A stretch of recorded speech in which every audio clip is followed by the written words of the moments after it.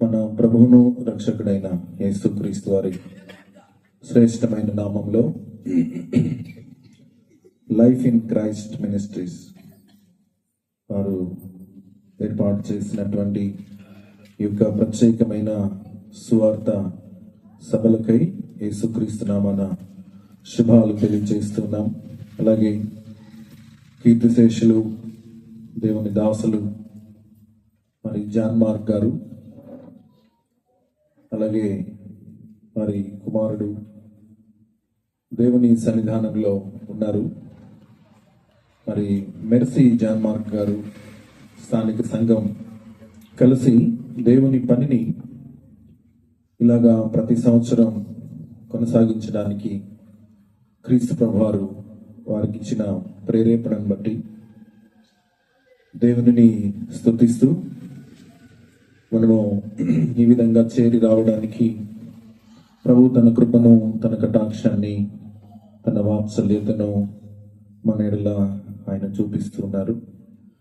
స్థానిక సంఘానికి యేసుక్రీస్తు ప్రభువారి నామాన నా శుభాలు, అందరికీ వందనాలు. అలాగే ఈ యొక్క టంగుటూరు మండలంలో దేవుని పరిచయం చేస్తున్న దేవుని దాసులు, మరి ఎన్ని పనులున్నా ప్రక్కన పెట్టి ఈరోజు ఈ సభకు వచ్చిన స్థానిక దైవజనులకు కూడా నా హృదయపూర్వక వందనాలు. దేవుని వాక్యాన్ని మనం చదువుకుందాం. ఇర్మియా గ్రంథం 17వ అధ్యాయం. ఇర్మియా గ్రంథం 17వ అధ్యాయం 10వ వచనాన్ని మనం చదువుకుందాం. ఇర్మియా గ్రంథం 17వ అధ్యాయం 10వ వచనాన్ని, ఒకని ప్రవర్తనను బట్టి వాని క్రియల ఫలము చొప్పున ప్రతీకారము చేయుటకు యెహోవా అను నేను హృదయమును పరిశోధించువాడను, అంతరేంద్రియములను పరీక్షించు వాడను. మరొకసారి చదువుదాం. ఒకని ప్రవర్తనను బట్టి వాని క్రియల ఫలము చొప్పున ప్రతీకారము చేయుటకు యెహోవా అను నేను హృదయమును పరిశోధించువాడను, అంతరేంద్రియములను పరీక్షించు వాడను. చిన్న ప్రార్థన. వాక్యమైన దేవ, మీ పాదములకు వందనములు, స్తుతులు, స్తోత్రాలు చెల్లిస్తున్నాం. నాకంటే ముందు ప్రభువా, అభిషక్తి లేని మీ దాసులను మీరు నిలువ పెట్టి మాట్లాడించిన ప్రతి మాటకై మీకు వందనాలు. నేను అయోగ్యుడను, అపాత్రుడను, ఏ మంచి లేనివాడను. అయినప్పటికీ మీ యొక్క పరిశుద్ధ నామాన్ని ప్రభువా ప్రకటించడానికి మీరు ఇచ్చిన ఈ మంచి కృపకై స్తుతులు చెల్లిస్తూ ఉన్నాను. నాయన, నన్ను జ్ఞాపకం చేసుకుని బలహీనంగా అనారోగ్యంతో నా శరీరాన్ని మీరే వాడుకొని మహిమను పొందమని క్రీస్తు నామమున ప్రార్థన చేసి వేడుకొనుచున్నాం పరలోకపు తండ్రి, ఆమేన్. గత సంవత్సరం ఇక్కడ నేను వాక్యాన్ని బోధించినప్పుడు ఒక థీమ్ వర్డ్ ఏమి చెప్పుకున్నామంటే, ఇదే ఇర్మియా గ్రంథంలో మనం 32వ అధ్యాయంలో అనుకుంటా, తండ్రులు ద్రాక్షకాయలు తినగా పిల్లల పళ్ళు పులిసెను అని దానిని మూలవాక్యంగా తీసుకుని దేవుని మాటలు మనం వింటూ వచ్చాం. ఈ సంవత్సరం దేవుని లేఖనంలో మనం పరిశీలనగా చూస్తూ ఉన్నాం. ఒకని ప్రవర్తనను బట్టి వాని క్రియల ఫలము చొప్పున ప్రతీకారము అలాగే ప్రతిఫలము ఇచ్చేవాడు.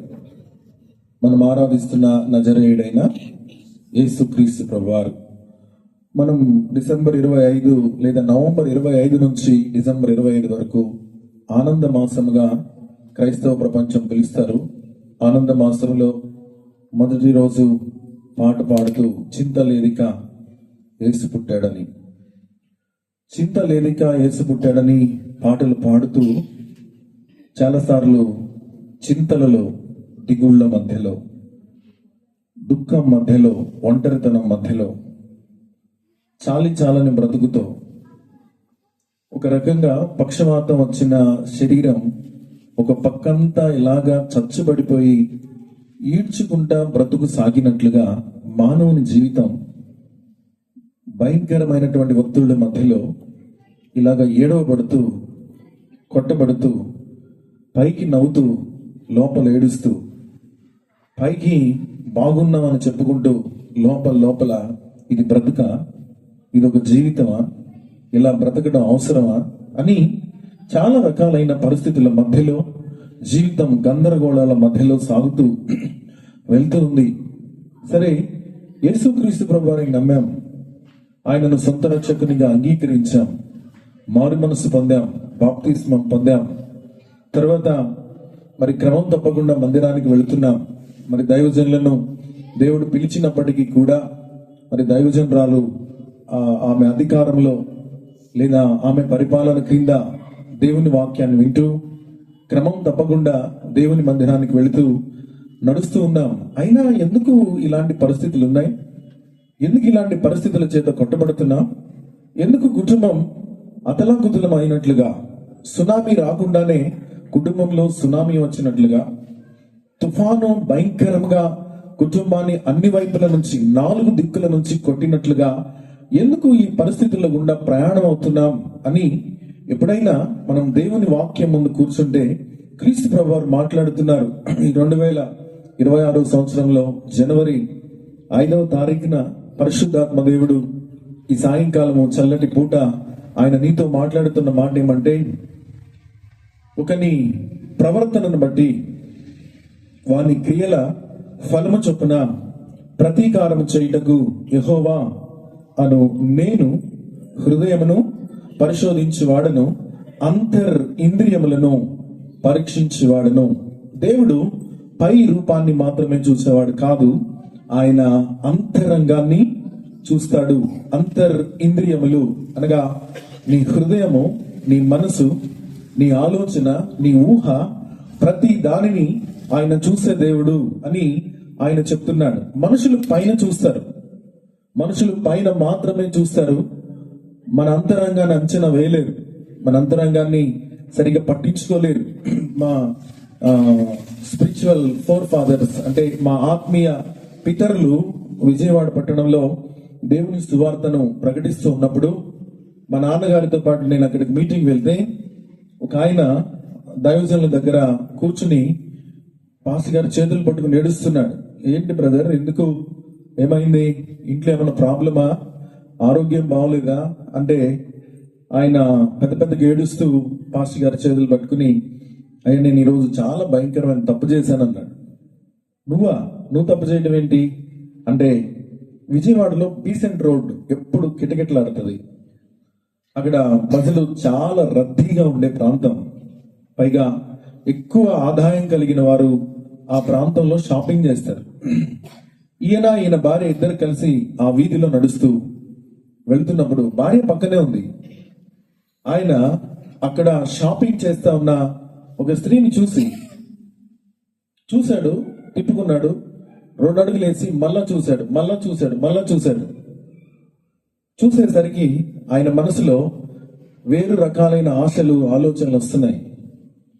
భార్య ప్రక్కనే ఉంది, but she not recognize what her husband seeing. ఆమె ప్రక్కనే ఉంది, కానీ తన భర్త ఏం చూస్తున్నాడో ఆమె పసిగట్టలేదు. ఏమండి, ఈ షాప్కి వెళ్దామా, ఆ షాప్కి వెళ్దాం ఉంటుంది, కానీ ఆమె మాట్లాడుతున్నా ఈయన ఇంకొక ఆమెను చూస్తున్నాడు. వచ్చి చెప్తున్నాడు, దైవజనంతో చెప్తున్నాడు, నా భార్య నా ప్రక్కనే ఉన్నప్పుడే నా హృదయంలో నేను పాపం చేశాను. దానిని దేవుని దగ్గర ఒప్పుకుంటూనే దైవజనంతో చెప్తున్నాడు. చూడు, భార్య ప్రక్కనున్న ఆమెకు తెలీదు తన భర్త ఏం చూస్తున్నాడో, ఏం ఆలోచిస్తున్నాడో, ఏమి ఊహిస్తున్నాడో రికగ్నైజ్ చేయలేదు. మనం కూడా చేయలేం. కానీ నేను తప్పు చేస్తున్నాను, నేను పొరపాటుగా బ్రతుకుతున్నాను, నా భార్య నాతో ఉండగానే నేను ఇలా బిహేవ్ చేస్తున్నాను అని ఒక ఆయనను చూశాడని ఆయనకు తెలిసింది. ఆయనను చూసిన ఆయన పేరు నజరేయుడైన యేసు. గుర్తుపెట్టుకో, శరీరంతో చేసిన, మనసుతో చేసిన, హృదయంతో చేసిన ఊహలతో చేసిన దానికి ప్రతిఫలం ఇచ్చేవాడు మనం ఆరాధిస్తున్న నజరేయుడైన యేసయ్య. ఆంధ్ర రాష్ట్రం చదువుకున్న ప్రతి ఒక్కరికి ఉద్యోగాన్ని ఇవ్వలేకపోవచ్చు. ఆంధ్ర రాష్ట్రం who have good qualification students in Andhra, government of Andhra cannot provide entire qualified people. Government అందరికి ఇవ్వలేకపోవచ్చు. అప్లై చేసే వాళ్ళందరూ క్వాలిఫికేషన్ లేనోళ్ళ కాదు. క్వాలిఫికేషన్ ఉన్న వాళ్ళే 10 ఉద్యోగాలకి 1,00,000 మంది అప్లికేషన్స్ పెడుతున్నారు. వాళ్ళకి ఇవ్వలేకపోవచ్చు. కానీ మనం ఆరాధిస్తున్న దేవుడు నీ అంతరంగాన్ని చూస్తున్నాడు. నువ్వు బయట చేసే ప్రవర్తనను చూస్తున్నాడు. ఆయన ఖచ్చితంగా సూటబుల్ ఫ్రూట్ ని నీకు ఖచ్చితంగా ఇస్తాడు. Either good or bad. అది మంచి అయినా చెడైనా నువ్వు ఖచ్చితంగా ఇష్టపూర్వకంగా తీసుకుని తీరాల్సిందే. కుదరదంటే అవదు. పాస్టర్ గారు ఇంత వాక్యం చెప్పేటప్పుడు నేను ఎప్పుడు వాక్యం వినలేదండి అని అంటే దేవుడట వీడియో క్లిప్ తెచ్చి నీ ముందు డిస్ప్లే చేస్తాడు. చూడు, ఆ రోజు మైక్ లో వస్తున్నప్పుడు నీ చెవుకి వినబడలేదా? నువ్వు ఆలోచించలేదా? వినలేదా? వింటూనే దాటి ముందుకు వెళ్ళలేదా అని. అలాగే మనం దేవుని ముందున్నాం. దేవుడు నిన్ను చూస్తున్నాడు. దేవుడు నీ ప్రతి పరిస్థితిని గమనిస్తున్నాడు. ప్రియులారా, దేవుని వాక్యం మనల్ని సరిచేసేది. దేవుని వాక్యం మనల్ని బాగు చేసేది. దేవుని వాక్యం బుద్ధి చెప్పేది. దేవుని వాక్యం మనకు ప్రోత్సాహాన్ని ఇచ్చేది. దేవుని వాక్యం ఆదరణనిచ్చేది. ఇందాక నేను వచ్చిన దగ్గర నుంచి వింటున్నాను బ్రదర్ వాళ్ళు పాడుతున్న పాటలు, ఇక్కడ పాడుతున్న పాటలు నిజంగా దేవునిని ఎంత బాగా హృదయపూర్వకంగా ఆరాధిస్తున్నారు. నేను అక్కడ అయ్యగారు పాస్టర్ వాళ్ళ ఇంట్లో ఉంది ఈ పాటలు వింటూ మనసులో ప్రభును స్తుతిస్తూ ఉన్నాను. బ్రదర్ వాళ్ళు చాలా చక్కగా ఆరాధన చేస్తున్నారు. Brother, I'm also touch with the holy spirit where I'm staying on the room when you are worship God. అంటే మీరు ఆరాధిస్తున్నప్పుడు పరిశుద్ధాత్మ స్పర్శ మేమున్న గదిని మమ్మల్ని తాకుతుంది. ఈ ఆరాధన శక్తి స్తోత్రం కలుగును గాక. నేను చాలా అనారోగ్యంతో చాలా బలహీనంగా వచ్చాను. నేను ఇక్కడ ఎక్కిన తర్వాత కూడా వాంతి అయ్యేటట్టుంది. చాలా అనారోగ్యంగా ఉంది నాకు. నేను ఈరోజు రాకూడదు, నాకు ఆరోగ్యం బాగోలేదు. కానీ గిరిబాబాయ్ గారు వాళ్ళ బాబుకు బాగోలేదని ఆయన వస్తారనుకున్నా. ఈరోజు అయ్య గారు వాళ్ళిద్దరూ వస్తారని నేను రేపు మధ్యాహ్నం తర్వాత వద్దామని అనుకున్నా. అసలు బాగోలేదు. కానీ ఆ దేవుడు ఈరోజు నన్ను తీసుకుని వచ్చాడు. వీళ్ళు ఆరాధన చేస్తున్నప్పుడు నేను పరిశుద్ధాత్మ శక్తిని లేదా ఆ స్పర్శను అక్కడ అనుభవిస్తున్నాను. స్తోత్రం కలుగును గాక. హల్లెలూయా. సో ఈ రోజున పరిశుద్ధాత్మ దేవుడు ఇక్కడ ఉన్న వారితో మాట్లాడుతున్నాడు.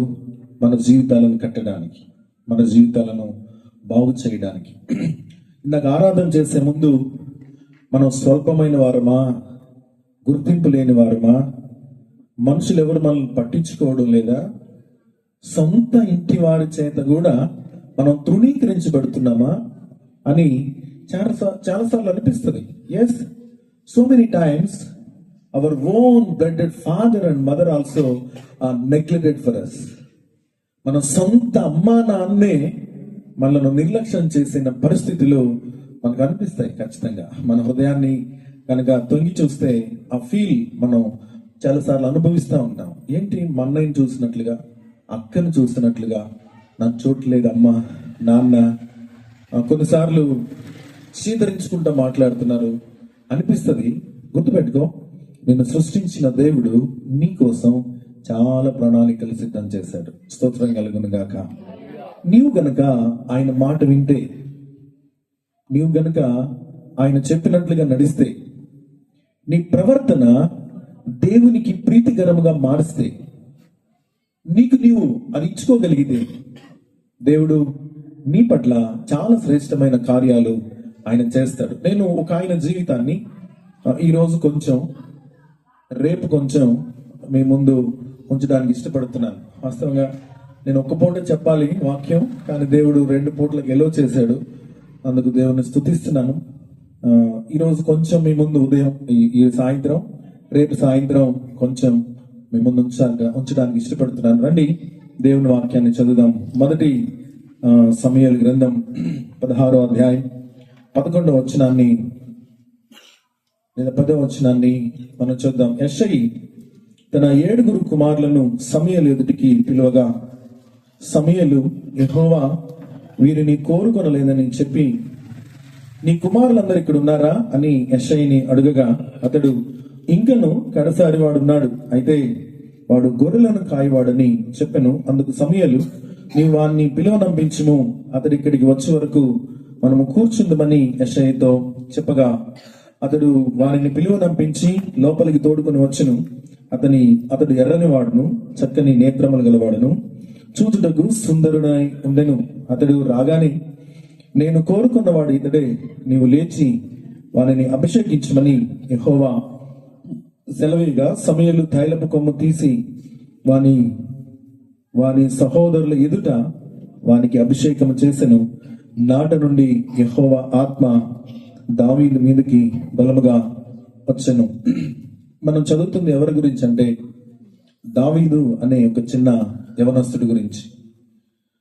వీళ్ళ నాన్న పేరు యెషయి. వీరు బెత్లెహేములో ఉండేవారు. ఈయన అన్నలు కొంతమంది సౌలు గారి యొక్క సైన్యంలో, సౌలు రాజు గారి యొక్క సైన్యంలో పనిచేస్తున్నారు. దావీదు 8వ వాడు, తర్వాత నాన్న చేత నిర్లక్ష్యం చేయబడినవాడు. ఎందుకంటే ఈ అధ్యాయంలో మనము 16వ అధ్యాయంలో చూస్తే, సమూయేలు ప్రవక్త ఏ ఊరికి వచ్చినా, ఏ పట్టణానికి వచ్చినా అందరూ భయపడేవారు.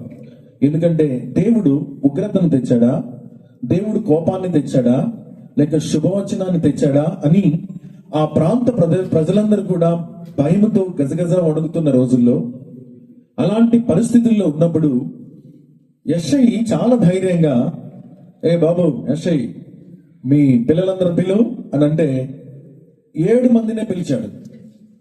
అందరూ భయపడుతున్న రోజుల్లో, సమూయేలు రాకను గురించి భయపడుతూ వణికిపోతున్న రోజుల్లో, ప్రియులారా, ఎంత ధైర్యం ఉంటే యెషయి 7 పిలిచి దావీదును వదిలేశాడు. అంటే నాన్న ఆలోచనల్లో దావీదు లేడు, నాన్న లెక్కల్లో దావీదు లేడు. తల్లిదండ్రులుగా పిల్లల్ని కొంతమంది అంచనా వేస్తారు. వీడు పనికిరాడు, ఈ అమ్మాయి వేస్ట్, 10వ తరగతి ఎట్టగట్ట చదివించి పెళ్లి చేసేద్దాం, కన్నాం కదా, ఎంతో కొంత ఇద్దాం, గంతకు తగ్గ బొంతనిద్దాం అని ఇలా ఆలోచన చేస్తారు తల్లిదండ్రులు. మగపిల్లలు కూడా అంతే. వీడు 10వ తరగతి ఇప్పటికి 8 సార్లు రాశాడు, ఇంక పాస్ కాడలే, వీడిని ఏదో పని పెడదాం, లేదంటే మేనగోడలు ఉంటారుగా గొంతు కోయడానికి, వాళ్ళ తెచ్చిచ్చి మెడకు తగిలిచ్చి పెళ్లి చేస్తారు. ఎందుకంటే మేనమావ దగ్గర చాలా ఆస్తి ఉంటుంది, పొలం ఉంటుంది, బంగారం ఉంటుంది. ఇవన్నీ ఆలోచించి తెలివిగా మరి ఇచ్చి పెళ్లి చేస్తారు. తల్లిదండ్రుల ఆలోచన, తల్లిదండ్రుల ఉద్దేశాలు పిల్లల మీద ఇలా ఉంటాయి. కానీ నిన్ను అమ్మ గర్భంలో తయారు చేసిన వానికి నీ మీద, నా మీద చాలా ఉన్నతమైన ఉద్దేశాలు ఉన్నాయి. స్తోత్రం కలుగును గాక. హల్లెలూయా. 139వ కీర్తన 12వ వచనంలో, నా అంతరేంద్రియములను కలుగజేసిన వాడు నీవే, నీవు నన్ను కలుగజేసిన విధము చూడగా భయమును ఆశ్చర్యమును నాకు పుట్టుచున్నవి. నా తల్లి గర్భంలో నన్ను పిండముగా తయారు చేసిన వాడు ఎవరు? దేవుడు. ఆయనకు నిన్ను బట్టి, నన్ను బట్టి చాలా ఉన్నతమైన ఉద్దేశాలు ఉన్నాయి. ఆయన దానిని నిర్వర్తించడానికి, దానిని చేయడానికి ఆయన ఇష్టం కలిగి ఉన్నాడు. మన భౌతికమైన తల్లిదండ్రులు మనం చులకన చేస్తారు. మనకున్న బలహీనతలను బట్టి, అలవాట్లను బట్టి, తర్వాత జ్ఞాపక శక్తి తక్కువ ఉన్న దానిని బట్టి చాలా తక్కువ చేస్తారు. కానీ దేవుడు అలా కాదు. ఈయన గొర్రెల దగ్గర ఉన్నాడు. ప్రవక్త ఉదయం నుంచి లేదా మధ్యాహ్నం నుంచి దావీదు ఏ అరణ్యంలో ఉన్నాడో, ఏ గుహల మధ్యలో ఉన్నాడో, ఏ ప్రదేశంలో ఉన్నాడో తెలీదు. తెలుసుకుని ఆయనను మరలా తీసుకుని వచ్చి ఆయన స్నానం చేసి ప్రవక్త గారి ముందుకు వచ్చిందాక ప్రవక్త ఎదురు చూస్తున్నాడు, దేవుడు కూడా ఎదురు చూస్తున్నాడు. చెప్పలు కూడా దేవుని నామమున స్తుతిద్దాం. గుర్తుపెట్టుకో, మనుషులు నిన్ను రికగ్నైజ్ చేయకపోవచ్చు, నీ స్థితిగతులను బట్టి, నీ పరిస్థితులను బట్టి. నేను ఒక 5-6 కామెంటరీస్ దావీదు గురించి చదువుతున్నప్పుడు చాలాసార్లు దావీదు అడిగేవాడట, మా డాడీ ఏంటి ఒక్కసారి కూడా వీడు కూడా నా కొడుకు అని చెప్పడు,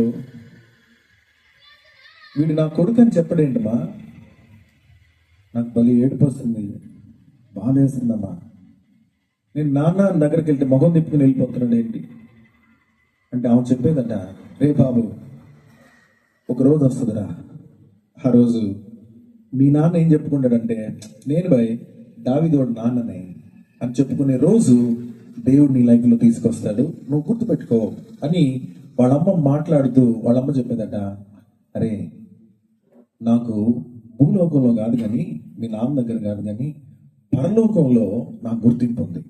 ఎక్కడ? పరలోకంలో నాకు గుర్తింపు ఉంది. ఆయనతో ఒకసారి మాట్లాడు.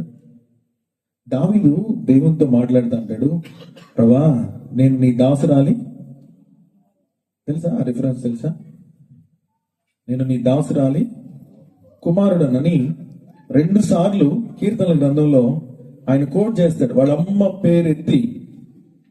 పేరెత్తి ఏం చెప్తాడంటే, నేను నీ దాసురాలి కుమారుణ్ణి దేవా, నాకు ఇక్కడ మా నాన్న దగ్గర గుర్తులేదు. చూడండి 86వ కీర్తన 16వ వచనంలో, నా తట్టు తిరిగి నన్ను కరుణింపుము, నీ సేవకునికి నీ బలము అనుగ్రహించుము, నీ సేవకురాలి కుమారుని రక్షించుము. 116 కూడా ఇదే మాట అక్కడ మనం చూస్తాం.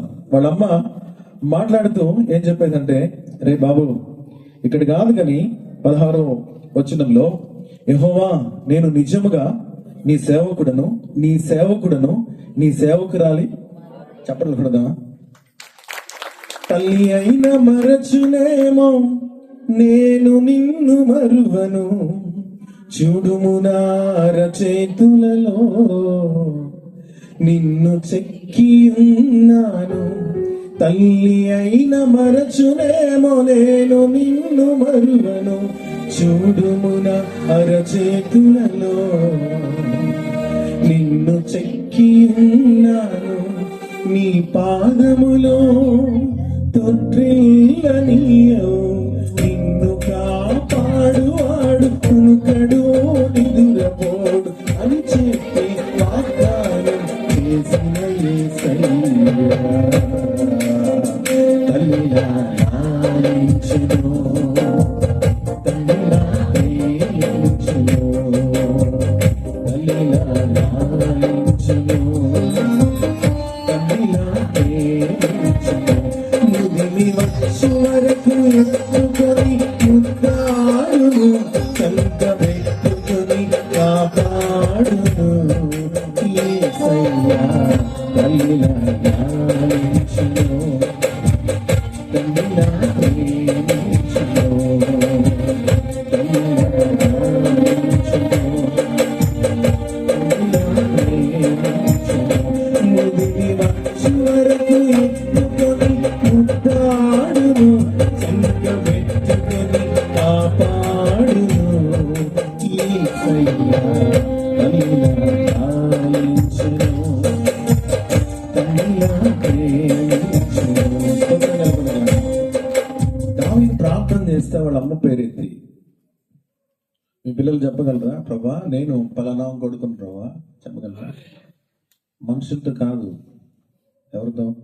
భూమికి ఆకాశానికి ఆధారభూతుడైన వానితో, దేవా నేను ప్రభా, నేను ఎవరా?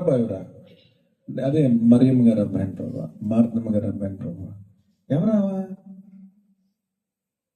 అనుకోవడం దేవుడు, ఓ వాళ్ళ బాబువా చెప్పు. దావీదు చాలా సార్లు నాన్న ప్రేమ కోసం ఎదురు చూస్తున్నాడు, కానీ వాళ్ళ అమ్మ చెప్పింది, అరే బాయ్ ఇక్కడ కాదు కానీ అక్కడ మాట్లాడు. ఒకరోజు తీసుకొస్తాను ఆయన, నేను దావీదోళ్ళ నాన్నని అని చెప్పేలాగా దేవుడు తీసుకొస్తాడు.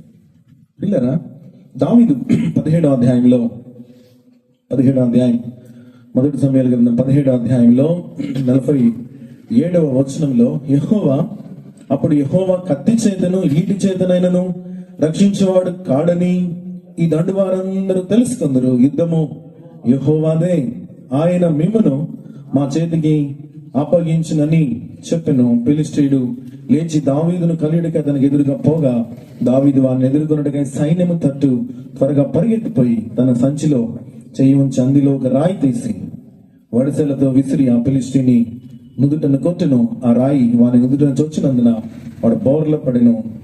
దావీదు ఫిలిష్తీయుని కంటే బలాఢ్యుడై ఖడ్గము లేకయే వడిసెలతోనూ రాతితోనూ ఆ ఫిలిష్తీయుని కొట్టి చంపెను. వాడు బోర్ల పడగా దావీదు పరిగెత్తిపోయి ఫిలిష్తీయుని మీద నిలిచుండి వాని కత్తి వరదూసి దానిలో వాని చంపి వాని తల తెగ నరికి వేసెను. స్తోత్రం కలుగునుగాక.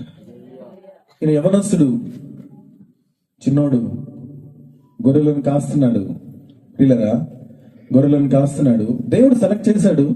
దేవుని అభిషేకం తన తల మీద ఉంది. మరలా గొర్రెల దగ్గరికి వెళ్ళాడు. కానీ వాళ్ళ నాన్న ఒక రోజు వెనక్కి పిలిచి, రే అన్నయ్య దగ్గరికి వెళ్ళరా అంటే వచ్చాడు. పరిస్థితి అంతా చూశాడు. దేవుడు తనను వాడుకోవడం ప్రారంభించాడు. స్తోత్రం కలుగునుగాక. నువ్వు దేవుని వైపు చూడు, దేవుని మీద ఆనుకో. దేవుడు నీకు మెల్లిగా మార్గం తెరవడం ప్రారంభిస్తాడు. భయంకరమైన పరిస్థితి. 40 రోజులు నిద్ర లేదు ఎవరికి, 40 రోజులు భోజనం లేదు. రాజు సైతం గుండెలు అలసిపోయి భయంతో, ప్రతి ఒక్కరు మరణ భయంతో గజగజ వణుకుతున్నప్పుడు దావీదు వచ్చాడు.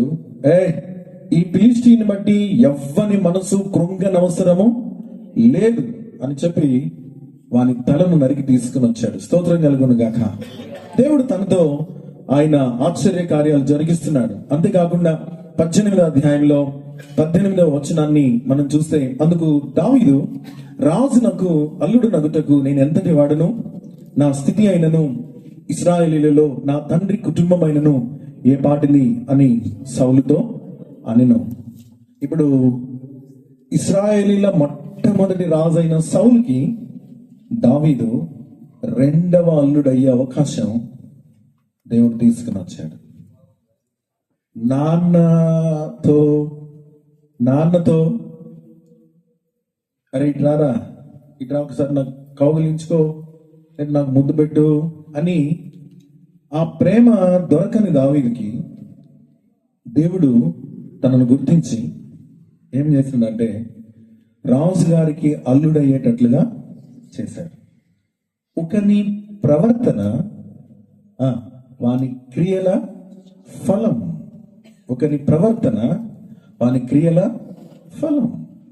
దావీదు ప్రవర్తన దేవునికి ప్రీతిగా ఉంది. దావీదు ప్రవర్తన దేవునికి ఇష్టంగా ఉంది.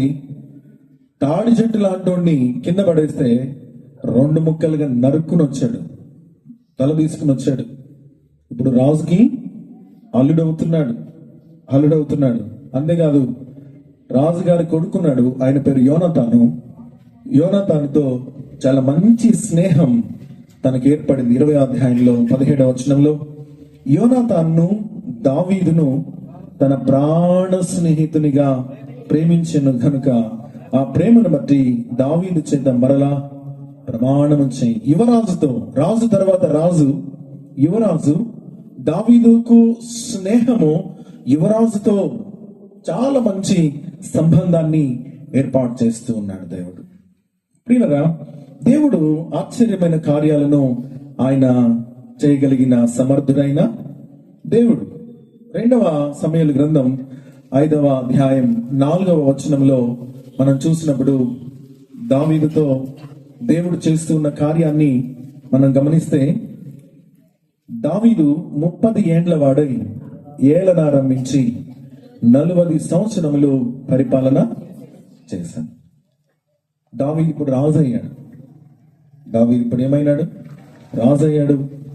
రాజ్య పరిపాలనను ఆయన కొనసాగిస్తున్నాడు. రాజ్య పరిపాలన దక్షత.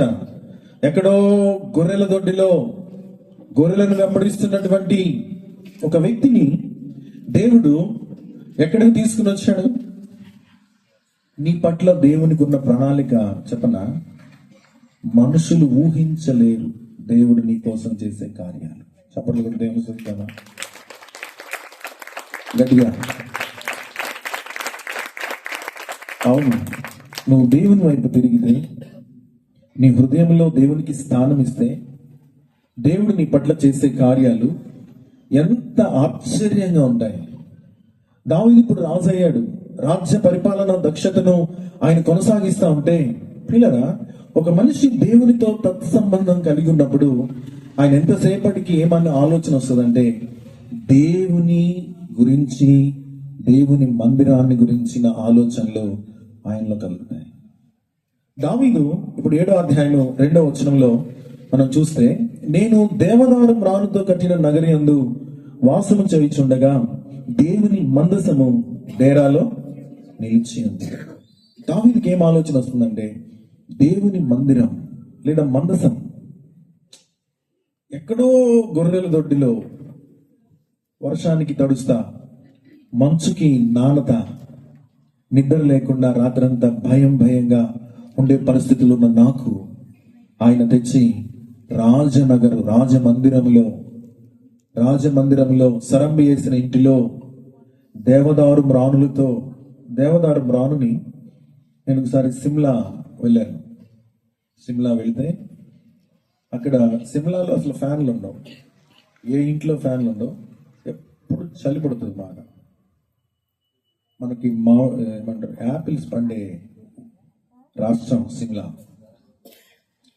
అక్కడ నేను చూసాను దేవదారం రాను 200 అడుగులు, 300 అడుగులు, 500 అడుగులు ఉన్నాయి ఒక్కొక్కటి.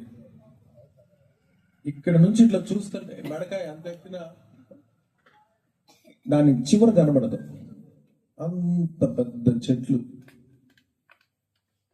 దావీదు గారు నివసిస్తున్న ఇంటికి వాడిన కలప దేవదారం రాను. అలాంటి ఇంటిలో ఉంటున్నప్పుడు దేవుని మందసం ఎక్కడో ఉంది. ఒక మనిషి దేవునితో నడుస్తున్నప్పుడు దేవుని మందిరంలో అవసరతలు ఏమున్నాయి? నేను అన్ని బాగా కొనుక్కుంటున్నాను, మందిరంలో ఏమేమి రిక్వైర్మెంట్స్ ఉన్నాయి, ఏం కావాలి? పాస్టర్ గారు నేను ఏమైనా కొనాలా? అమ్మా నేనేమైనా చేయాలా? మరి మీటింగ్స్ అంటున్నారు, నా వంతు ఏంటి? నేను ఎంత బాధ్యత తీసుకోవాలి? ఒక మనిషి దేవునితో కలిసి ప్రయాణం చేస్తున్నప్పుడు, దేవునితో కలిసి సహవాసం చేస్తున్నప్పుడు దేవుని ఇంటిని గురించిన ఆశ ఆ వ్యక్తి లోపల మండుతూ ఉంటది, హృదయం మండుతూ ఉంటది. అంతేకాకుండా దావీదు గారి ప్రార్థన 7వ అధ్యాయం చివరి వచనంలో ఆయన ఏం కోరుకుంటున్నాడంటే, దయచేసి నీ దాసుడైన నా కుటుంబము నిత్యము నీ సన్నిధిని ఉండునట్లుగా దానిని ఆశీర్వదించుము. ప్రభువా, యెహోవా నా ప్రభువా, నీవు సెలవిచ్చి ఉన్నావు, నీ ఆశీర్వాదమునంది నా కుటుంబము నిత్యము, నేను ఎల్లప్పుడూ నీ సన్నిధిలో ఉండాలి. నిజమైన ఆశీర్వాదం దేవుని సన్నిధిలో, దేవునితో సహవాసం చేయడంలో, దేవునితో కలిసి నీవు ప్రయాణం చేస్తున్నప్పుడు, ఆయన మీద ఆధారపడుతున్నప్పుడు ఆయన నీ పట్ల శ్రేష్టమైన కార్యాలు. ఒకటే అడుగుతున్నాడు దావీదు, నేను నా కుటుంబము దేవా నీ సన్నిధానంలో ఉండాలి, ఎల్లప్పుడూ నీ కుటుంబంలో మేము ఉండాలి అని ఆయన ప్రార్థన చేస్తున్నాడు. అంతేకాదండి, క్రీస్తుని ఎరిగిన వారి జీవితాల్లో దావీదు నా కుటుంబం నీ సన్నిధిలో ఉండాలి అని ప్రార్థన చేస్తుంటే, దేవుడు దావీదుకు శ్రేష్టమైనటువంటి ఒక ప్రమాణం చేస్తున్నాడు. కీర్తనల గ్రంథం 89వ కీర్తన 35వ వచనంలో మనం చదివితే, దావీదుతో దేవుడు చేస్తున్నటువంటి నిబంధన, అతని సంతానము శాశ్వతముగా ఉండుననియు, అతని సింహాసనము సూర్యుడు ఉన్నంత కాలము నా సన్నిధిని ఉండుననియు, చంద్రుడు ఉన్నంత కాలము అది నిలుచున్నట్లును, మింట నుండి సాక్షి నమ్మకముగా ఉండునట్లు అది స్థిరపరచబడననియు, నా పరిశుద్ధత తోడని నేను ప్రమాణము చేసి తినని దావీదుతో నేను అబద్ధమాడను. స్తోత్రం కలుగును గాక.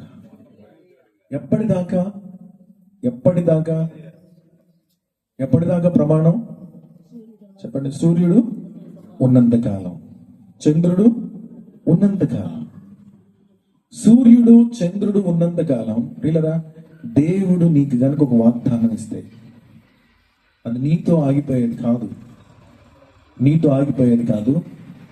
నీ తర్వాత తరతరాలకు ఆశీర్వాద కారణంగా ప్రభువు నిన్ను చేయడానికి ఆయన ఇష్టపడుతున్నాడు. చెప్పండి కూడా దేవుని స్థితిగాను. గొర్రెలను వెంబడిస్తున్న దావీదుతో అంటున్నాడు, దావీదు సూర్యుడు ఉన్నంతకాలం, చంద్రుడు ఉన్నంతకాలం నిన్ను బట్టి నీ పిల్లలకు నేను సింహాసనాన్ని ఉండనిస్తాను. ఇక్కడున్న మనం అడగచ్చు, ప్రభా నేనున్నా పోయినా నా తర్వాత నా రక్తములో నుంచి వచ్చే వారికి నీ పరలోక సంబంధమైన భూలోక సంబంధమైన మేలులతో వారిని తృప్తిపరచవా అని అడిగితే, నీ ఉన్నా లేకపోయినా ఆయన నీ బిడ్డలకు మేలులను ఉపకారాలను ఆయన చేస్తానే వస్తాడు ఖచ్చితంగా. హిజ్కియా కాలంలో రబ్షాకే అనేవాడు సవాలు విసురుతో మాట్లాడతాడు. నీ దేవుడైన యెహోవా ఏం చేయలేడు, నమ్ముకోవద్దు, హిజ్కియా వచ్చి నాకు లొంగిపో అని రబ్షాకే మాట్లాడితే, హిజ్కియా ప్రార్థన చేసినప్పుడు దేవుడు అన్నాడు, హిజ్కియా నిన్ను గట్టి కాదులే కానీ అప్పటికి 420 సంవత్సరాలు దావీదు చనిపోయి 420 సంవత్సరాల తర్వాత దావీదు పేరెత్తి హిజ్కియాతో మాట్లాడుతూ ఉంటాడు, నిన్ను బట్టి కాదు నేను దావీదుకి మాట ఇచ్చా, దావీదు సింహాసనం ఎప్పటికీ ఉంటదని. స్తోత్రం కలుగును గాక. హల్లెలూయా. ఒక్క దావీదుకు దేవుడు చేసిన ప్రమాణం నీతో కూడా చేస్తాడు. ఆయన నీతో నాతో చేస్తాడు. కానీ ఒకని ప్రవర్తన నీ ప్రవర్తన నా ప్రవర్తన దేవుని ఎదుట సరైనదిగా ఉండాలి. మనం చాలాసార్లు బలారాధన తీసుకునేటప్పుడు చాలా పశ్చాత్తాపడతాం, క్షమించమని అడుగుతాం ప్రభువుని. కొంతమంది మనుషుల మీద ద్వేషం ఉంటుంది, అసూయ ఉంటుంది, ప్రేమించలేం, క్షమించడం కొంచెం కష్టం అనిపిస్తుంది. దావీదును చంపాలని చూశాడు వాళ్ళ మామ సౌలు, ఈట ఇసిరాడు, చాలాసార్లు గుండెల్లో గుండా దించేయాలి అవతలకి యువతలకని చూశాడు. కానీ దావీదు దేవునితో ఉన్నాడు కదా, ఏం మాట్లాడుతున్నాడంటే వీళ్ళనా, దావీదు 9వ అధ్యాయంలో 2వ సమూయేలు గ్రంథం 9వ అధ్యాయంలో 1వ వచనంలో, యోనాతానును బట్టి నేను ఉపకారము చూపుటకు సౌలు కుటుంబంలో ఎవడైనా కలడా అని, ప్రాణం తీయడానికి చూసినోడికి ఏం చేస్తాడంటే ఈయన ఉపకారం. మనం ఊరికే ప్రార్థనకు వస్తున్నాం పోతున్నాం, కానీ మనం బ్రతుకులో ప్రభువు లేడు. మన ఇంట్లో బైబిల్ ఉంది, పాటల పుస్తకం ఉంది, కానీ బ్రతుకులు ఏం లేదు చెప్పండి, క్రీస్తు లేడు. బ్రతుకులో క్రీస్తు లేడు. మనం చూస్తున్న వారిని జాన్ మార్క్ గారు చర్చికి వెళ్ళేవాళ్ళు కదా, వీళ్ళు ఎందుకంటే వాళ్ళు ప్రార్థనకి వెళ్తాం అనవసరం. ఏం ఆవిడ క్షమించలేకపోయింది, వాళ్ళ తోడుకోడల్ని వాళ్ళ ఆడపడుచుని క్షమించలేకపోయింది, మళ్ళీ తెల్ల ముసుగులు వేసుకుని ప్రార్థనకు పోతారు. ఏం లాభం? మళ్ళీ అదేదో తింటారంట, తాగుతారంట, యేసయ్య శరీరం రక్తం. ఏం లాభం? క్షమించలేరు, ప్రేమించలేరు. గుర్తుపెట్టుకోవాలి, బైబిల్ జిప్పేసి లోపల పెట్టడానికి కాదుంది. దానిలో ఏం రాసిందో బ్రతికి చూపించాలి. ఏం చేయాలి? బ్రతికి చూపించాలి. ఇదిగో ఏం చేస్తున్నాడు, దావీదును ఈట తీసుకుని విసిరేసాడు వాళ్ళ మామ గుండెల్లో నుంచి ఆదరికి. అంటే గోడ దగ్గర నిలబడి ఆయన ప్లే చేస్తున్నాడు. దావీదు గారు మంచి మ్యూజిషియన్. ఆయనకు సౌలుకు దయ్యం పట్టింది. దయ్యం పోవడానికి ఆయన వాయిద్యం వాయిస్తున్నాడు. వాయిద్యం వాయిస్తున్నప్పుడు ఈట తీసుకుని గోడకు దిగిపోయింది. ఈట దగ్గరకు వచ్చిందాకా అలాగే ఉన్నాడు. దావీదు ప్లే చేస్తున్నాడు. దగ్గరకు వచ్చిన కొంచెం పక్కకు జరిగాడు, గోడకు దిగబడింది వెళ్ళి. ఒకవేళ తప్పుకోకపోతే గుండెల్లో దిగిపోతుంది. అట్లా ఒక్కసారి కాదు, చాలా సార్లు ప్రయత్నం చేశాడు. ఒకరోజు సౌలు బాగా నిద్రపోతున్నాడు. దావీదు కత్తి ఇక్కడ ఉంది, కత్తి కింద సౌలు మెడ ఉంది. ఊరికి తెగిపోద్ది ఆయన చెయ్యి ఎత్తితే. కానీ దావీదు ఆ పని చేయలే. యెహోవా అభిషేకించిన వాడిని నేను ముట్టను.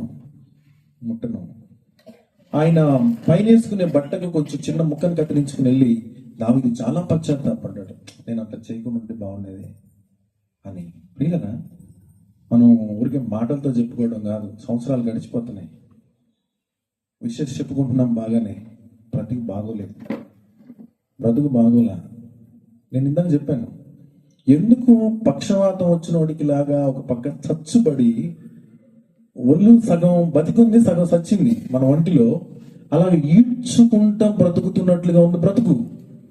మన కుటుంబం, మన కాపురం, మన పిల్లల జీవితాలు అస్తవ్యస్తంగా గందరగోళంగా అయిపోతుంది. కారణం, నీవు దేవునితో సరిగ్గా సహవాసం చేయట్లేదు, దేవుని మాట చొప్పున నీవు జీవించడం లేదు, దేవుడు ఏమైతే కోరుకుంటున్నాడో దాని ప్రకారంగా నువ్వు నడవట్లేదు. పైగా అంటున్నావు, ఇన్ని సంవత్సరాల నుంచి ప్రార్థన కొడుతున్నాను పాస్టర్మా, ఏం జరగట్లేదు. దేవుడు ఏం చేయడండి? గుర్తుపెట్టుకో, దేవుడు నీ అంతరంగాన్ని చూస్తున్నాడు. నువ్వు చేసే ప్రతి పని, టంగుటూరులో ఏం చేస్తున్నావో, ఒంగోలులో ఏం చేస్తున్నావో, సింగరాయకొండలో ఏం చేస్తున్నావో, టంగుటూరు పొలాల్లో నువ్వేం చేస్తున్నావో చూస్తున్నవాడు మనం ఆరాధిస్తున్న నజరేయుడైన యేసు. ప్రతి దానికి ఆయన ప్రతిఫలం ఇస్తాడు. బాకీ ఉంచుకోడు సుమా. ఇప్పుడు ఈయనకి ఏమైనా తక్కువ చేశాడా? ఇప్పటివరకు మనం చూస్తూ వచ్చాం. ఏం తక్కువ చేసినాడు ఆయనకి? ఏం తక్కువ చేసినాడు? మరి ఆయన అట్లా చూసినప్పుడు మనకెందుకు జరగదు అంటే, నీ ప్రవర్తన దేవుని ఎదుట బాగోలేదు. మనుషుల ముందు బాగుంది, పెద్ద వచ్చి బైబిల్ నెత్తి మీద తెల్లది, వెళ్తున్నావు, అందరికి వందనాలు చెబుతున్నావు, ప్రైజ్ లార్డ్ చెప్తున్నావు, కానీ అంతరంగం చెడిపోయింది. నీ అంతరంగం దేవునికి ఆయాసకరముగా ఉంది, నీ అంతరంగం దేవునికి బాధ కలిగించేలాగా ఉంది. కానీ ఓర్చుకుంటున్నాడు ఇంకా పద్ధతి మార్చుకుంటావని, ప్రవర్తన సరి చేసుకుంటావని. వీళ్ళరా, బయట ఉన్న వాళ్ళతో కాదు, ఇక్కడ ఉన్న వాళ్ళతో మాట్లాడుతున్నాడు ప్రభు. ఇన్ చర్చి లోపల ఉన్న వాళ్ళతో. మనం చాలా కాలంగా దేవుని వెంబడిస్తున్నాం, కానీ చాలా ప్రార్థనలు పెండింగ్ ఉండిపోయి జవాబు రావట్లేదు. ఎంతకాలం ప్రార్థన చేసినా, ఎంతకాలం దేవుని అడుగుతూ ఉన్నా దేవుడు జవాబు ఇవ్వడం లేదు. కారణం, నీ ప్రవర్తన దేవుని ఎదుట సరిగ్గా లేదు. ఇప్పటిదాకా బాగుంది. దావీదు జీవితంలో మందిరాన్ని గురించి, శత్రువు గురించి ఆలోచిస్తున్నాడు. సడన్ గా ఒకరోజు ఏం జరిగిందంటే, ఆయన భోజనం చేసి నిద్రపోయి లేచి వాకింగ్ చేస్తున్నప్పుడు స్నానం చేస్తున్న ఒక ఆమెను చూశాడు. చూసి ఆగితే బాగుండేది, తప్పు చేశాడు. సరే, తప్పు చేస్తే అందరూ ఆగినా బాగుండేది. ఒక 3 నెలల తర్వాత ఒక కబురు వచ్చింది, ఆమె గర్భవతి అని. యుద్ధంలో ఉన్న భర్తను వెనక్కి పిలిచి ఇంటికి వెళ్ళంటే, నేను వెళ్ళను సార్, నాతో పాటు అందరూ యుద్ధంలో ఉంటే నేను ఎలాగ వెళ్తాను అనుకున్నాను. ఆయనకున్న కనీస ఇంకిత జ్ఞానం ఈయన మరిచాడు. మామూలుగా ఇంటికి వెళ్ళట్లేదని మత్తు కలిగే లిక్కర్ తాగింస్తే అయినా వెళ్ళలా. ఆయన చేత్తో ఉత్తరం రాసి పంపిస్తున్నాడు, ఈయన చంపాయి. ప్రియులరా, ఇప్పటిదాకా ఆయన ప్రవర్తన బాగుంది. ఎంత ఎత్తుకుంటూ తీసుకొచ్చాడు. నీకోసం దేవుడు దేనినైనా చేయగలిగిన సమర్థుడు. స్తోత్రం కలుగును గాక. నీకోసం దేనినైనా చేయగలిగిన సమర్థుడు ప్రభు. దేనినైనా చేస్తాడు. దావీదు ఊహించలేదు ఆయన రాజు అవుతాడని, ఆయన ఉన్నతమైన స్థితికి వస్తాడని దావీదు ఎన్నడూ ఊహించలేదు. కానీ దేవుడు చాలా శ్రేష్టమైన కార్యాలను ఆయన చేస్తూ వచ్చాడు. అయితే ఇక 11వ అధ్యాయానికి వచ్చేసరికి దావీదు పతనం ప్రారంభమవుతుంది. దావీదు పతనం ప్రారంభమై దేవుడు ఏం మాట్లాడుతున్నాడంటే, దావీదు నీవు ఇలాంటి పని చేశావు కదా, అయితే ఆమెను పాడు చేశావు, అంతేకాదు తన భర్తను కూడా చంపేశావు. అడ్డు తొలగించాలనుకున్నావు, పైగా కవర్ చేసి ఆమెను తెచ్చి, భర్త చనిపోయిన వాడిని తెచ్చి పెళ్లి చేసుకుని అందరి ముందు చాలా బాగా కవర్ చేశావు. రాజుగారి మనసు ఎంత మంచి మనసు, ఒక సైనికుని భార్యను తెచ్చి పెళ్లి చేసుకున్నాడు, ఎంత విశాలమైన హృదయం అని రెండో కంటికి తెలీదు, కానీ దేవుడు చూస్తున్నాడు. 12వ అధ్యాయంలో 10వ వచనంలో ఆయన మాట్లాడుతున్నాడు, నీవు నన్ను లక్ష్యము చేయక హిత్తీయుడగు ఉరియా భార్యను నీకు భార్య అగునట్లు చేసుకొని నందున నీ ఇంటి వారికి సదా కాలము యుద్ధము కలుగును. ఇందాక సూర్యుడున్నంతకాలం, చంద్రుడున్నంతకాలం సింహాసనం ఉంటది అని చెప్పిన దేవుడు ఇప్పుడు దావీదు చేసిన పనికి ఏం చెప్తున్నాడంటే, సదాకాలం ఏముంటాయి? ఎవరు సంపాదించారు యుద్ధాలు? దావీదు ఇంటికి యుద్ధాన్ని సంపాదించింది ఎవరు? చెప్పాలి దావీదే. ఇప్పుడు మీ ఇంట్లో జరుగుతున్న పరిస్థితిని సంపాదించింది ఎవరు? వారాలు తీసుకుంది ఎవరు? డ్వాక్రా తీసుకుంది ఎవరు? అవి కట్టలేక ఇంటిని తాకట్టు పెట్టింది ఎవరు? నువ్వే. ఇంటిని ఎన్ని సంవత్సరాలు తాకట్టు పెట్టావు? 7, 14, 24? ఈఎంఐ తగ్గుద్దని ఎక్కువ సంవత్సరాలు పెట్టావు. ఇప్పుడున్న ఆరోగ్యం వచ్చే సంవత్సరం ఉంటుందా? ఒక 5 సంవత్సరాల తర్వాత ఉంటుందా? How dare you prolong the loan? ఎంత ధైర్యం ఉంటే అన్ని సంవత్సరాలు పెట్టావు. ఇప్పుడు నీ కొడుకులు ఉన్నారు కదా, వాళ్ళు ఉయ్యాలే చూపుతారు అనుకుంటున్నావా? వాళ్ళ బర్త్డేలకి, వాళ్ళ అన్నప్రాసలకి, వాళ్ళకి ఫీజులు కట్టడానికి, పెళ్ళిళ్ళకి లక్షలు అప్పు చేసి పెడుతున్నావు. అరుంధతి నగర్లో ఇంకా నాకన్నా పెళ్లి అంగరంగ వైభవంగా చేసేవాడు ఎవరైనా ఉన్నాడా అన్నట్టుగా చేస్తున్నావు పెళ్ళిళ్ళు. గుర్తుపెట్టుకో, రేపు నీ కొడుకు ఏమంటాడంటే, నేను అడిగానా ఎంత చేయమని? పెళ్లి చేయమన్నా, కానీ అప్పు చేయమన్నా. ఈ అప్పుకి నాకు ఎలాంటి సంబంధం లేదు. తీర్చుకుంటావో తీర్చుకోవో నాకు అనవసరం. ఇల్లు నా పేరు రిజిస్టర్ చేయి. ఇల్లు నా పేరున రిజిస్టర్ చేయి. సేమ్ పంచాయతీ మా చర్చిలో మొన్న. సార్ పాస్టర్ గారు, నేను అడిగాను అప్పు చేయమని మా నాన్నని. ఏమంటే అడిగాడండి? అడగలేదండి. ఎంత అయింది పెళ్లికి? 15 లక్షలు అయిందండి. ఎంత కమ్మావు మీ అబ్బాయిని? ఈడు పెద్ద రేటు బాగాలేదండి. ఈడే నల్ల కర్రీ బాక్స్ లాగా ఉన్నాడు కదా, ఈడు పెద్ద 1.5 కంటే పెద్ద బాలా. మరి 1.5 కంటే పోనోడిని 15 లక్షలు ఎట్లా చేసినావు పెళ్లి? ఎమ్మెల్యే గారు వస్తాడని. ఎమ్మెల్యే గారు వస్తే ఏం చేస్తాడు? అన్నం తినిపోతాడు. నీ పెళ్లికి ఏమన్నా చెక్ రాసి ఇచ్చిపోతాడా? చెప్పు. అయితే పెళ్లికి ఆనకిస్తాడు, అంత మించి ఏమన్నా ఇస్తాడా? ఎందుకు చేసినావు అంటే బుర్ర కొక్కుతున్నాడు. సార్ ఇల్లు ఆడి పేరు మీద రాయమంటున్నాడు. సార్ పాస్టర్ గారు మీరు చెప్పండి, ఇది మా నాన్న కట్టిన ఇల్లు కాదు, మా తాత కట్టాడు. ఇప్పుడు తాత ఆస్తికి ఎవడు వారసుడు? నేను. కాబట్టి ఇల్లు ఎవరికి? నాకు రాసి వాళ్ళ ముందు ఇంట్లో నుంచి బయటకు వెళ్ళమనండి, నేను నా భార్య ఉండాలి.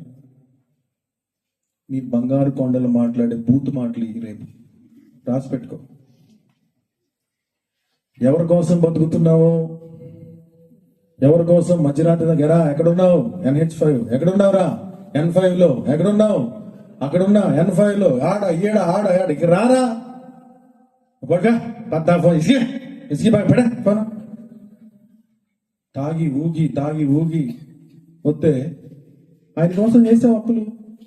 ఆయన ఏమంటున్నాడంటే, నాకు సంబంధం, నువ్వు మర్యాదగా బయటికి వెళ్తే బాగుంటుంది, పైగా ప్రార్థన పోతున్నావు, జాన్ మార్గాన్ని చర్చిపోతున్నావు, మర్యాదకి ఇల్లు ఇచ్చిపో, లేకపోతే నేను నిన్ను కొట్టానని చెడ్డ పేరు తెచ్చుకోవద్దు, నాకు కూడా తేవద్దు. ఏం చేస్తావు? What can you do one fine day? ఏం చేస్తావు చెప్పు? దావీదు చేసిన పనికి దేవుడిచ్చిన ప్రతిఫలం ఏంటంటే, సదాకాలం నీకు, నీ కొడుక్కి, నీ మనవడికి, తరతరాలకు ఇక్కడ చేసిన పనికి. అక్కడ తాగితే బాగుండేది. ఇంకేమంటున్నాడంటే 11వ వచనం, నా మాట ఆలకించు, యెహోవానగు నేను సెలవిచ్చినదేమనగా, నీ ఇంటి వారి మూలముననే నేను నీకు అపాయాన్ని పుట్టిస్తా. ఇది కొంచెం కష్టంగా అనిపిస్తుంది నాకు చదవడం. నీవు చూచుచుండగా నీ భార్యలను తీసి నీ చేరువానికి. దావీదు ఉండగా దావీదు భార్యను తీసి పట్ట పగలే ఇంకోటికి ఇస్తాడంట అనుభవించమని.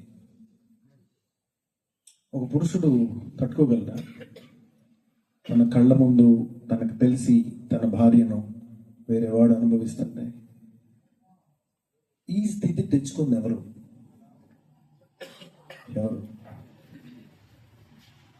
మనం పైకి చాలా బాగా మాట్లాడుకుంటున్నాం, పైకి కవర్ చేస్తున్నాం, కానీ దేవుడు ప్రతిఫలాన్ని ఇస్తాడు. నేను ప్రారంభంలో చెప్పాను, మంచినైనా తీసుకోవాల్సిందే, చెడునైనా తీసుకోవాల్సిందే.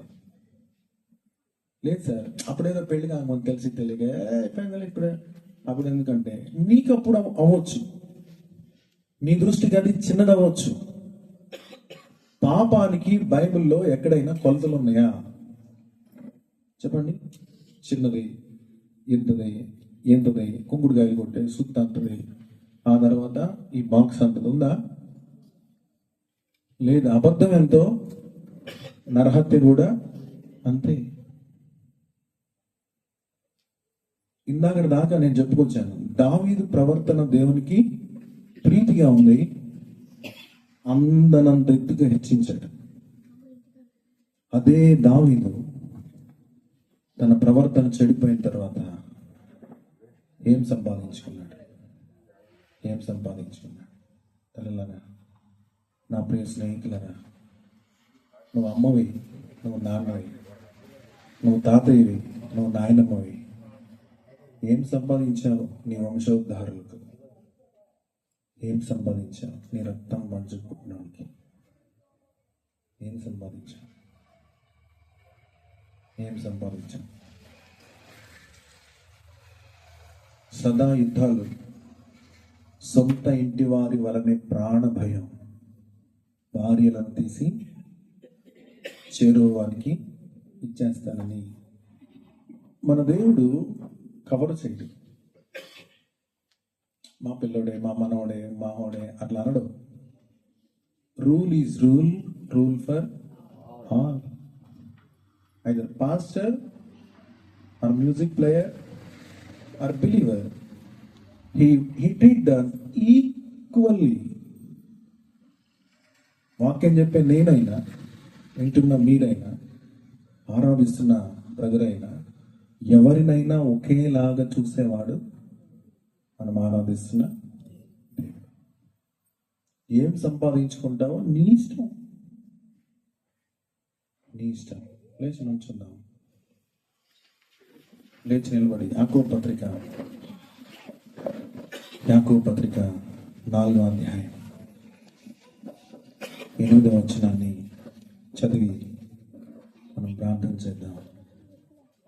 యాకోబు రాసిన పత్రిక 4వ అధ్యాయం 8వ వచనం.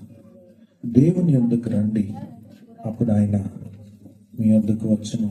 పాపులారా, చేతులను శుభ్రం చేసుకునడి, ద్విమనస్కులారా, మీ హృదయములను పరిశుద్ధపరచుకొనడి, వ్యాకుల పడుడి, దుఃఖపడుడి, ఏడుగుడి, మీ నవ్వు దుఃఖమునకును మీ ఆనందము చింతకును మార్చుకొనుడి. ప్రభు దృష్టికి మిమ్మల్ని మీరు తగ్గించుకొనుడి, అప్పుడు ఆయన మిమ్మను హెచ్చించును. ప్రభు పాదాలు పట్టుకుందాం, కళ్ళు మూసుకుందాం. ప్రభా, నిజం మీ కళ్ళ ముందు నేను చేసిన నిజం. విజయవాడలో సహోదరుడు అంటున్నాడు, నా భార్య నా పక్కన ఉన్నప్పుడే. బ్రదర్, మీ అమ్మ నీ పక్కన ఉన్నప్పుడే మిస్బిహేవ్ చేస్తున్నాడు. How dare you? మీ అమ్మను బండెక్కించుకుని ఎవరెవరినో ఎక్కడెక్కడో చూస్తా మనసులో ఏదేదో ఊహించుకుంటున్నావు. అమ్మ పక్కన ఉందనే భయముందా? కళ్ళు మూసుకుందాం, ప్రార్థన చేద్దాం. ప్రియ దేవునికి వెళ్ళరా, ఏం సంపాదించావు ఎన్ని సంవత్సరాల్లో? ఏం సంపాదించావు? డబ్బు గురించి నేను మాట్లాడట్లేదు, బంగారాన్ని గురించి నేను మాట్లాడట్లేదు. దేవుని కోపాన్ని, దేవుని ఉగ్రతన, శాపాన్ని నోరు తెరిచి యేసయ్యా నన్ను క్షమించు, నీ రక్తముతో నన్ను కడగవా, నీ రక్తముతో నన్ను కడగవా. ఆయన నమ్మదగిన దేవుడు బ్రదర్, ఆయన నమ్మదగిన దేవుడు. ఆయన క్షమించడానికి ఇష్టం కలిగిన దేవుడు. నువ్వు అడిగిన ప్రభు నన్ను క్షమించమని అడుగుతావా? చెల్లి, అపశుభం తెలియని పిల్లల మీదకి ఎందుకు తెస్తా ఉన్నావు? నువ్వే చాలాసార్లు అనుకుంటావు, నేను లేకపోతే ఎట్లా బతుకుతారు వీళ్ళని. అలాంటి వాళ్ళ కోసం ఎందుకు సంపాదించావు ఇలాంటివి? బ్రదర్, మీ పాప అంటే, మీ బాబు అంటే నీకు ఎంతో ఇష్టం. మరి నువ్వు చేసిన పనులకి ప్రతిఫలం వాళ్ళ మీదకి రాదు. ఆపమని అడుగుతా, క్షమించమని అడుగుతా, క్షమించమని అడుగుతా. అలా చేసింది నేను, కానీ నా పిల్లల మీదకి వస్తే నేను తట్టుకోలేను. దావీదు అంటున్నాడు, ఏ దావీదు, నువ్వు ఉండగానే, నీ కళ్ళు చూస్తా ఉండగానే నీ భార్యలను తీసి వేరే వాడికి ఇస్తావు. నీ అధికారంతో తెచ్చి పాడు చేసావుగా, చంపావుగా. చూడు నేనేం చేస్తానో చూడు. గుర్తుపెట్టుకో, నేను అమ్మ కడుపులో పెట్టినోడికి నీ మీద అధికారం ఉంది, నీ జీవితం మీద అధికారం ఉంది. హద్దులు దాటి బరి తెగించి బ్రతికితే ఆయన ప్రతిఫలాన్ని, ప్రతీకారాన్ని ఇవ్వడానికి ఆయన వెనుకాడని దేవుడు. తీర్పు తీర్చేటప్పుడు ఆయన నిర్మలుడుగా ఉంటాడు. ఆ పరిస్థితి ఇంకా నీకు రాలా? దేవుడు నీతో మాట్లాడుతున్నాడు. ఇప్పుడైనా పశ్చాత్తాపడి క్షమించమని అడిగితే ఆయన క్షమించడానికి నీ మధ్యలో సంచరిస్తున్నాడు. ఆయన కళ్ళు మూసుకుందాం, ప్రార్థన చేద్దాం, క్షమించమని అడుగుతాం. ప్రభు పాదాలు పట్టుకున్నారు. తప్పిపోయినాను, తరలి తిరిగినాను, దొడ్డి నుండి వేరై హద్దు మీరినాను. ప్రార్థన చేయాలి. మీరు ఎవరు పాడద్దు, మీకు ప్రార్థన చేయడానికి నేను కోరస్ పాడతాను. అందరూ ప్రార్థన చేయాలి, నేను ఒక్కడే పాడతాను. లేదు నీదు స్వరము నిన్ను అనుకరపా, దిక్కులేకలేను దయను గోరుచుంటూ, ఒక్క మాట చాలు, ఒక్క మాట చాలు, ఒక్క మాట చాలు ప్రభా,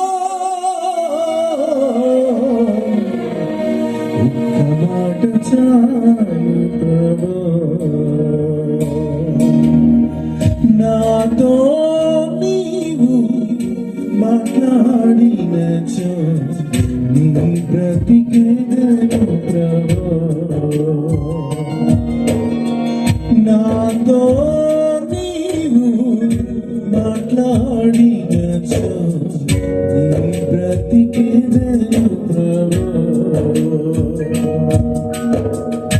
నా ప్రియుడా, నా హితుడా,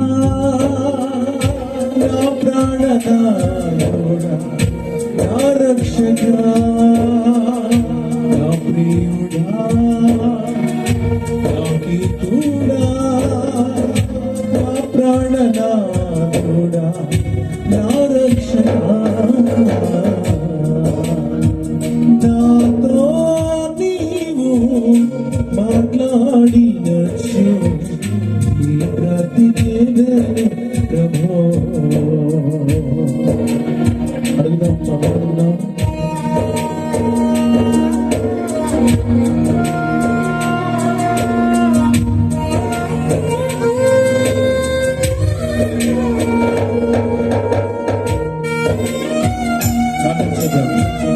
ప్రేమ కలిగిన దేవుడు ఆయన మరొక అవకాశం ఇస్తున్నాడు. తమ్ముడా, చెల్లి,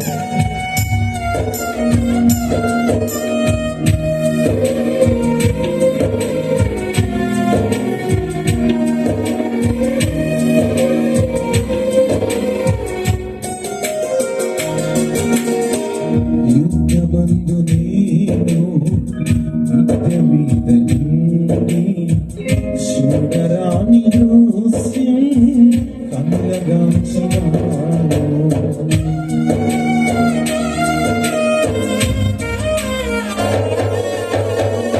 యుద్ధమందు నేను యుద్ధ మీద నుండి చూడరాని దృశ్యం కళ్ళగాంచినాను. అడ్డు మీరినాను, బుద్ధి వీడినాను, లేదు నాలో జీవం, ఎరుగనైతి మార్గం. అడ్డు మీరినాను, బుద్ధి వీడినాను, లేదు నాలో జీవం, ఎరుగనైతి మార్గం. ఒక్క మాట చాలు, ఒక్క మాట చాలు, ఒక్క మాట చాలు ప్రభా. ఒక్క మాట చాలు. నా ప్రియుడా, నా హితుడా, నా ప్రాణనాథుడా, నా రక్షకా, నా ప్రియుడా, నా హితుడా, నా ప్రాణనాథుడా, నా రక్షకా. నాతో నీవు మాట్లాడినచో నీ బ్రతికెదను ప్రభువా. నీ చెవులు వినబడుతున్నాయి, నీ మైండ్ ఆలోచించే శక్తి ఇప్పుడు నీకుంది. అడిగితే క్షమించడానికి ప్రభు సిద్ధంగా ఉన్నాడు. నువ్వు పశ్చాత్తాపడి ప్రభా, నిజం ఆ బలహీన సమయంలో నేను మనసు జారాను, కళ్ళు జారాను, కాళ్ళు జారాను. ప్రార్థనకు వస్తా కూడా నా చూపులు, నా తలంపులు నాకు జయం లేదు, ఇంద్రియ నిగ్రహం నాకు లేదు. నన్ను క్షమించండి. నేను నీ కొరకు పవిత్రంగా, పరిశుద్ధంగా బ్రతకాలి. కానీ నా ప్రవర్తన మీకు ఇష్టంగా, నా తుది శ్వాస వరకు మిమ్మల్ని సంతోషపెట్టేవాడిగా, నా పరలోకపు తండ్రి మిమ్మల్ని ఎల్లప్పుడూ ఘనపరిచి మహిమ తెచ్చే ప్రవర్తన నాకు ఈ 2026 నూతన సంవత్సరంలో, ఈ ప్రారంభ మాసంలో మీరు అనుగ్రహించమని ప్రభువా, మీ కృపను, మీ కటాక్షాన్ని చూపించి మేలు చేయమని, వాక్యాన్ని ఈ బిడ్డల హృదయాలలో ముద్ర వేయమని. ఇంకా ఎవరికి రక్షణ లేదు, ఎవరి పేరు జీవ గ్రంథంలో వ్రాయబడలేదు, వారి వారికి మరొక అవకాశాన్ని దయచేయండి. క్రీస్తు నామాన ప్రభా, మీ దాసులు జాన్ మార్కర్ వారి కుమారులు మీ దగ్గర ఉన్నారు. మీ దాసరాలకి మీరు ఇచ్చిన భారం, అలాగే స్థానిక సంఘం ఆయన ఖర్చుకి వ్యయ ప్రయాసాలకు వచ్చి ఏర్పాటు చేసిన ఈ పరిచర్య కొందరికైనా మేలు జరిగితే మేము సంతోషిస్తాం ప్రభా. ఈ చుట్టుపక్కల ఈ అరుంధతి నగర్లో ప్రభా ఉన్నవారు మేలు పొందితే నీ కృపను చూపించిన వాక్యం ఎవరు విన్నారో వారి జీవితాలు పట్టబడి వారి మనసు పొందితే ప్రభా మా ప్రయాస వృధా కాదని మీ ముందు బ్రతిమలాడుతున్నాం. మీరే సహాయం చేయమని క్రీస్తు నామాన్ని ప్రార్థన చేసి వేడుకొనుచున్నాం పరలోకపు తండ్రి, ఆమేన్. ఇప్పుడు మన తండ్రి అయిన దేవుని దయ, కుమారుడైన యేసుక్రీస్తు ప్రభువారి కృప, పరిశుద్ధాత్మని సహవాసం, సమాధానం, నెమ్మది రేపు పగలు రాత్రి జరగబోతున్న ఆరాధనకు తోడయండి నడిపించును గాక. ఆమేన్. ఆమేన్. అందరికీ వందనాలు. రేపు పగలు మరి మందిరంలో ప్రార్థన ఉంది, బాప్తీసాలు ఉన్నాయి. ఈరోజు వాక్యం విన్న తర్వాత ఎవరైనా బాప్తీసానికి సిద్ధపడితే